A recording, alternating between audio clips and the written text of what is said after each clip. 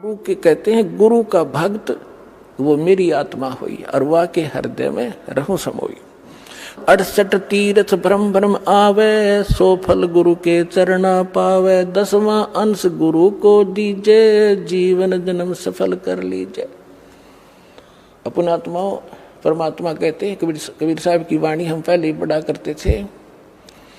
कबीर चिड़ी चोंच भर ले गई, नदी न घटो नीरे। दान दिए धन घटे नहीं, यूं कह रे साहब कबीरे।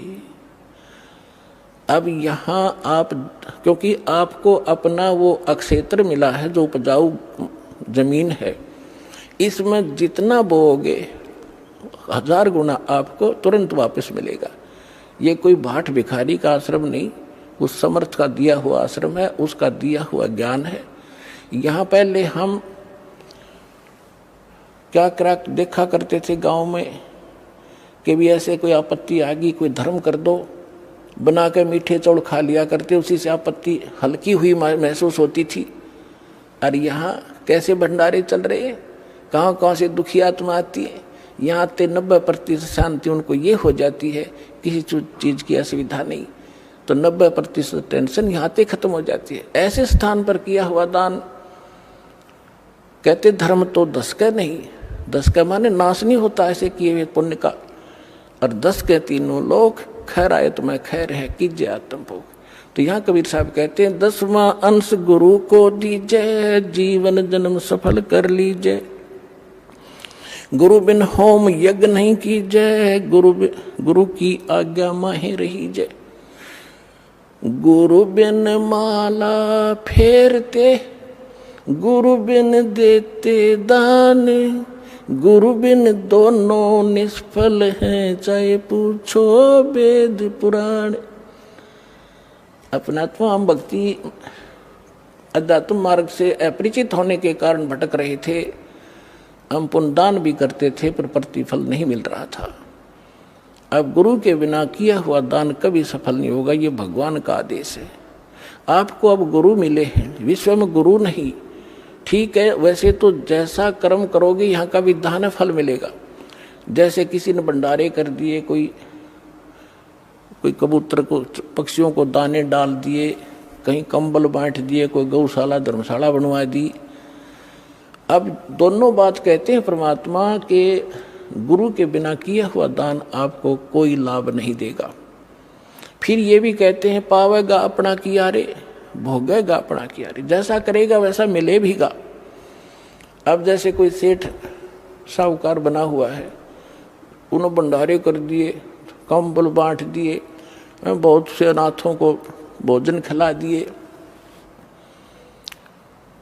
तो फिर क्या होगा? गुरु मिला नहीं, मिले तो नकली मिले। तो अगले जन्म में वो ऐसा किया हुआ उसको मिलेगा, क्योंकि फिर वो क्या बनेगा? कुत्ते की योनि में जाएगा।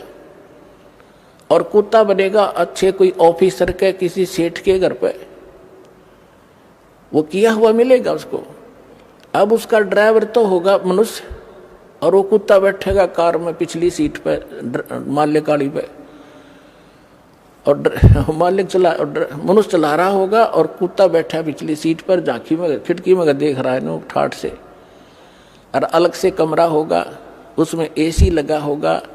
महीने में 2-3 बार वेटरनरी सर्जन उसको चेक करने के लिए आता। अब उस मूर्ख ने जो दान किया था वो दे तो दिया भगवान ने, पर मिला कुत्ते की योनि में। और आगे क्या बनेगा? फिर सूर बनेगा, फिर क्या सुविधा पाएगा? तो यहाँ परमात्मा कहते हैं गुरु बिन माला फेरते, गुरु बिन देते दान। गुरु बिन दोनों निष्फल हैं, चाहे पूछो वेद पुराण। अब गुरु जी के माध्यम से किया हुआ दान, और गुरु मिल गया तो दान के फिर सारा कुछ ही होगा। वहाँ तो मोक्ष भी मिलेगा, मंत्र भी मिलेंगे, या तो पार हो जाएगा। पार नहीं हुआ तो मनुष्य जीवन मिलेगा उसको, और मनुष्य जीवन मिलेगा तो परमात्मा भटक ही रहा है, फिर ढूंढेगा आपका।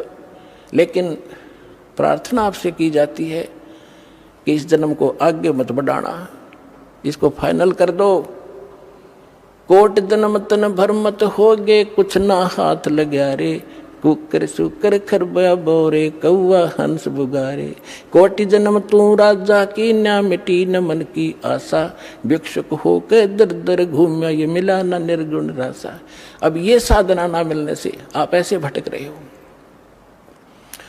सुखदेव ने 84 भुगती बना पजावे खरवो, तेरी क्या बुनियाद पराणी तू पेंडा पंथ पकड़वो। सुखदेव जैसे ऋषि इन साधनाओं को करके और फिर 83 लाख योनियों में गधे की योनि को प्राप्त हुए। आपकी क्या बुनियाद है पुण्यात्माओं, आप इस मार्ग को ग्रहण करो जो अब आपको परमात्मा द्वारा दिया गया। गुरु बिन होम यज्ञ नहीं कीजय, गुरु की आज्ञा माहे रही जय। गुरु सुर तुरु सुर धैनु समाना, पावे चरण मुक्ति परवाना। अब गुरु जो होगा वो सुर तुरु, जैसे हम सुना करते हैं स्वर्ग में कहते हैं कि कल्प वृक्ष है, देवताओं का वृक्ष, तो यहाँ कहते हैं गुरु, जो गुरु होगा, बाकी नकली तो है ये कख भी नहीं इनके पास।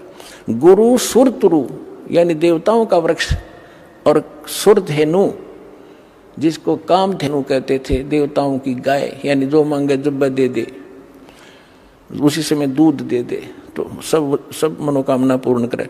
तो कहते हैं गुरु सुर तुरु सुर धेनु समाना, पावे चरण मुक्ति परवाना। तन मन धन अर्प गुरु सेवे, हो गलतान उपदेश ही लेवे। सतगुरु की गति हृदय धारे, और सकल बकवाद निवारे। गुरु जी की गति यानी जो मार्गदर्शन करते हैं, जो स्थिति वो बताते हैं भगवान की, उसी को फाइनल करे। किसी अपनी तरफ से जो भरा हुआ गंध है पहले का उसने छोड़ दे, अब वो अग्रम मग्रम इस मार्ग में नहीं चलेगी, आपको बाधा कर देगी। गुरु के सम्मुख वचन ना कहे, सो से रहनी गैनी सुख ले। अब आपको बहुत बार सुनाते हैं, जब रामानंद जी से परमात्मा मिले और उसके चेलों की उन्होंने बहुत सी छक्के छुड़ा दिए थे, फिर रामानंद जी के सामने पेश किया गया तो परमात्मा ने उनसे पूछा था, आप कौन हो, आपका क्या नाम है? तो परमात्मा ने कहा था, जात हमारी जगत गुरु और परमेश्वर है पंथ, दास गरीब लिखित पढ़े मेरा नाम कबीर कंठ। फिर कहा था, हम यलखला है कुतुब गोस और पीर, गरीब दास खा लगतनी हमारा नाम कबीर। तब रामानंद ने कहा था कि तू मोमन का पालुआ और तेरा जुल्ल है के गरबास, और इतनी तू बकवास कर रहा है तो तेरी माँ का पता ना कुजात, तू झूठ बकवास कर रहा है तो भगवान कहता है अपने आप को। तो हाथ जोड़ के विनम्र भाव से वो धमका रहे हैं, क्योंकि उन्होंने उनको गुरु धारण कर लिया था और एक अच्छे से इसकी परमात्मा क्वालिटी बता रहे हैं, रिहर्सल करके वो गाली दे रहे हैं, धमका रहे हैं, और वो विनम्र भाव से खड़े हैं कि आप जो कह रहे हो श्रोधारिये, लेकिन मैं जो कह रहा हूँ गुरुदेव वह भी सच्ची मान लेना कि हम ही अलख अला हैं कुतुब गोस और पीर, गरीब दास खा लगतनी हबरा नाम कबीर। जब परमात्मा ने वहाँ उसको दिखाया, उस दिन उसको उनको दृढ़ भी हो गया कि सचमुच वास्तविकता ये। तो यहाँ कहते हैं, गुरु के सम्मुख वचन ना कहे, सो शेष रेडी गैणी सुख ले। गुरु से शेष करे चतुराई, सेवाहीन नरक में जाई। यानी जो गुरु के साथ चतुरता दिखाता है, बकवाद गढ़ता है, क्योंकि आप चाहे कितने इंटेलिजेंट हो और कितने आपने बोलने का तरीका हो, इस दास से अधिक आप साधन नहीं हो सकते, ये विचार फाइनल कर लेना। क्योंकि जो ज्ञान आज दास को प्राप्त है, सभी नहीं, एक आधा जो नए नए आते हैं उनमें थोड़ी सी त्रुटि होती है, और दास के जो वचन हैं ये कॉमन इंजेक्शन है सबके लिए, जिसमें जो त्रुटि होगी वही असर करेगा यो, और बाकी सतर्क होंगे। तो इसलिए गुरु जी को परमात्मा के तुल्य मान के इस भक्ति जीव मार्ग को, भक्ति के सफर को तय करोगे तो बहुत आसानी से सफल हो जाओगे और आपका कल्याण होगा। बोलो सतगुरुदेव।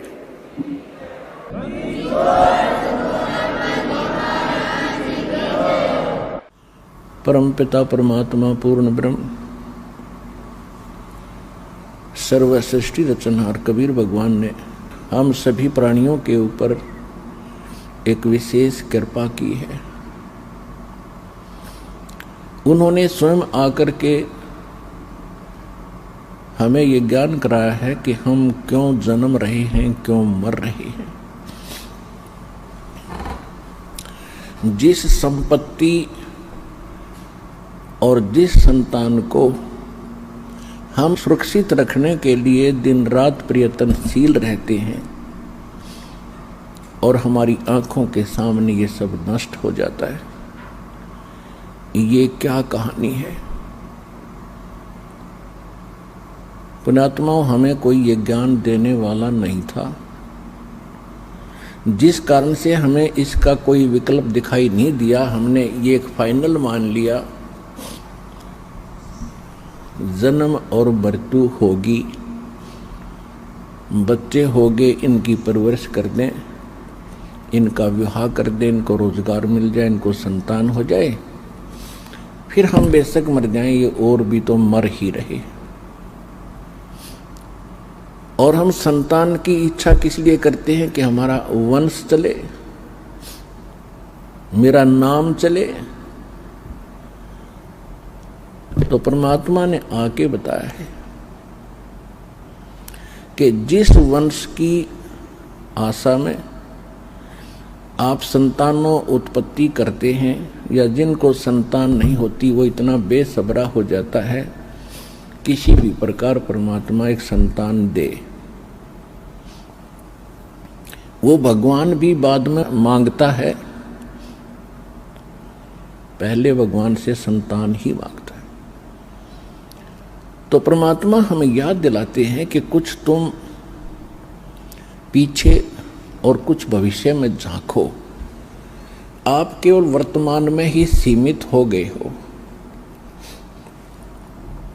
यदि हम अपने भूत में झांकते हैं, बैक में देखते हैं, तो क्या बताते हैं परमात्मा ने स्वयं आकर अपनी प्यारी आत्मा गरीबदास जी को ज्ञान दिया है। उन्होंने क्या बताया है, भाई आगे गए ना बावड़े, आगे यानी जो पहले जा चुके हैं, आगे गए ना बावड़े, ये रहते भी सब जाही, बिन साहिब की बंदगी कहीं ठोर ठिकाना नहीं। हमारे दादे परदादे चले गए, उनका कहीं नामो निशान नहीं। अब वो ना जाने किस प्राणी के शरीर में दुख पा रहे होंगे, और वो ये आशा किए बैठे थे मेरा कुल चले। उनका कुल भी चल गया, उनको क्या मिला, और उनसे पहले का कुल कहाँ गया जो सारा मर चुका है, नामो निशान नहीं उनका। तो यहां परमात्मा बताते हैं हमें समझाने के लिए, क्या मांगो कुछ थिर न रहाई, ये देखत नैन चला जग जाई, 1 लख पूत 1.25 लाख नाती, उस रावण के दीवान बाती। आप एक संतान प्राप्त करके यदि बधाई बांट भी लोगे 2 दिन, परमात्मा कहते हैं रावण के तो 1 लाख थे, 1 लाख पुत्र थे, और आज उसके कोई दीपक लगाने वाला शेष नहीं, उसका नामो निशान, कुल भी समाप्त, रावण भी अंत, और राज भी गया। तो हमें परमात्मा ये याद दिलाना चाहते हैं, ये तो आपको याद दिलाए कि पहले यानी पीछे जो कुछ हो चुका है उसकी ये दशा है। वर्तमान में आप देख ही रहे हो, यहाँ कोई प्राणी सुखी नहीं, और सभी की आशा इच्छा होती है मैं करोड़पति बनूं, घना धनी हो जाऊं, बढ़िया कोठी बनाऊं, एक कार ले लूं, जग में मेरी इज्जत हो। क्योंकि हमने इतनी ही पढ़ाई पढ़ रखी अभी तक। तो परमात्मा कहते हैं ये सब कुछ भी हो गया। ऐसे बहुत हैं जिनके पास कोठियां हैं, उनके पिछले पुण्य संस्कार से बड़ी बड़ी कारें हैं, उनके पास संपत्ति भी बहुत है, और आप देख भी रहे हैं कि एक पल में ना जाने किसकी मृत्यु हो जाती है। बड़े बड़े सेठ अपने ही हेलीकॉप्टर के अंदर मृत्यु को प्राप्त हो जाते हैं दुर्घटनाग्रस्त हो जाने से। आगे क्या होगा, आगे के लिए परमात्मा सत्र करते हैं। फिर पीछे तू पशुआ की जय गद्दा बैल बनाई, और ये 56 भोग कहाँ मन बोरे, कहीं कुर्डी चरने जाई। अब ये हमारा अब ना विश्वास हो रहा, क्योंकि सारी सुविधा है और मन में ऐसी चाबी भर रखी इस काल भगवान ने, वो काम करना है, वो करना है, वो रह गया है, ऐसा वो करूंगा चलो। तो ये भी काल की ही प्रेरणा, और काल ने आपको विवश कर रखा है। इतने काम आपके जिम्मे लगा दिए, और वो किस कारण से, एक पेट के लिए, एक निर्वाह के लिए, इस शरीर को सुरक्षित रखने के लिए। मकान बनाना है, कपड़े पहनने हैं, खाना खाना है, ये सारा इस शरीर की सुरक्षा के लिए है कि वो ठीक ठाक बना रहे। और इसका कोई भरोसा नहीं है कब बिजली गिर जाए और किस कारण से अंत हो जाए।